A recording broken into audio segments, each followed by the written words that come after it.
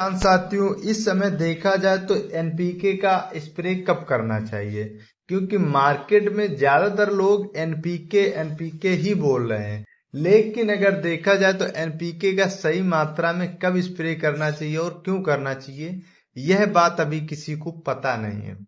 तो किसान साथियों, अगर आपको इस चीज की जानकारी है तो आप अपनी राय कमेंट बॉक्स में दीजिएगा, और अगर नहीं जानकारी है तो आप अगर कुछ पूछना चाहते हो तो आप हमसे कमेंट बॉक्स के माध्यम से पूछ सकते हैं।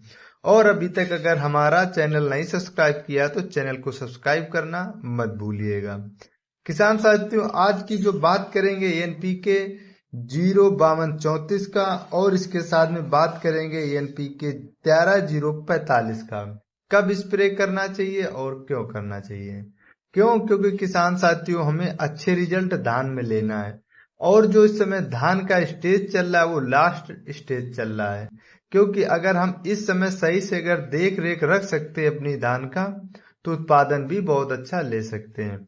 तो किसान साथियों, चलिए बात करते हैं एनपीके 05234 का कब स्प्रे धान में करें और क्यों करें। तो किसान साथियों, मैं आपको बता दूं कि जब धान गोब अवस्था में हो, जब निकलने वाली हो, तब आप एनपीके 05234 का स्प्रे कर सकते हैं। क्योंकि अगर देखा जाए तो इसमें क्या होता है कि 52% फास्फोरस होता है और 34% पोटास होता है। क्योंकि इन दोनों को हम दोनों का स्प्रे करेंगे, लेकिन इसके साथ में अगर देखा जाए नाइट्रोजन का, तो नाइट्रोजन का हम स्प्रे नहीं करेंगे।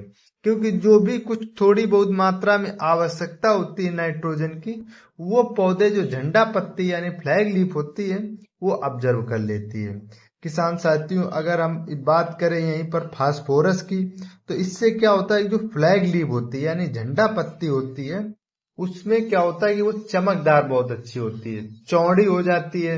इसके साथ में वो पत्ती ग्रो करती है, और लाइफ टाइम तक का, काफी समय तक का वो हरी भरी रहती है। क्योंकि इसी के साथ जब फ्लैग लीफ हरी भरी होगी तो उसी से पॉलिनेशन तो नहीं होता है, लेकिन इससे क्या होगा, पराग संश्लेषण बहुत अच्छी से होता है।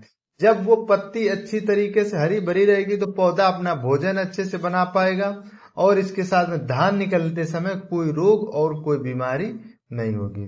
अगर इसी जगह हम बात करते हैं पोटास की, तो किसान साथियों, जो 34% पोटास होता है, इससे रोग लड़ने की क्षमता बहुत अच्छी होती है पोटास से।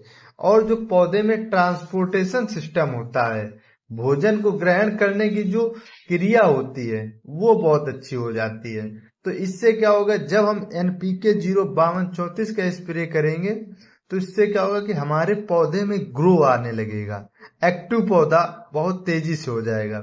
और जब धान निकलने वाला हो या धान गोब में हो, तब पौधा एक्टिव जब होता है तो पैदावार ऑटोमेटिक एक्टिव की तरह ही होता है, बहुत अच्छा पैदावार होता है। अगर इसी की जगह पर हम बात करते हैं कि अगर बालियों में रंग कैसा आएगा, किसान साथियों आपको बता दें कि बालियां चमकदार और वजनदार होती हैं। और इसी के साथ में आपको चैनल को सब्सक्राइब करना मत भूलिएगा। किसान साथियों, बात करते हैं एनपीके 13045 का कब स्प्रे करना चाहिए और क्यों करना चाहिए। किसान साथियों, एनपीके 13045 तब हम स्प्रे करते हैं जब धान पूर्ण रूप से निकल चुका हो, और दूधिया अवस्था जहां तक 30% बची हो और दाना बन चुका हो।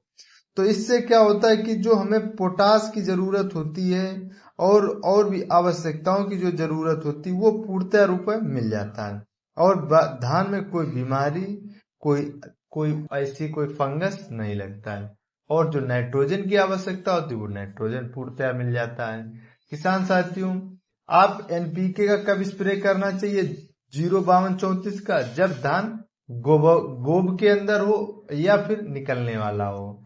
और अगर एनपीके 13045 का कब स्प्रे करना चाहिए, जब पूर्ण रूप से धान निकल चुकी हो और इसके साथ में दूध जो है लगभग लगभग पकने के स्टेज पर हो, तब आप स्प्रे कर सकते हैं।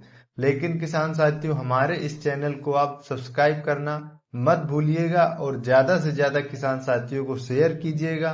किसान साथियों, आप लोगों को समय समय पर जानकारी और समय समय पर अपडेट इसी YouTube चैनल के माध्यम से मिलता रहता है। आप अपने प्रश्न कमेंट बॉक्स के माध्यम से हमें भेज सकते हैं। नमस्कार।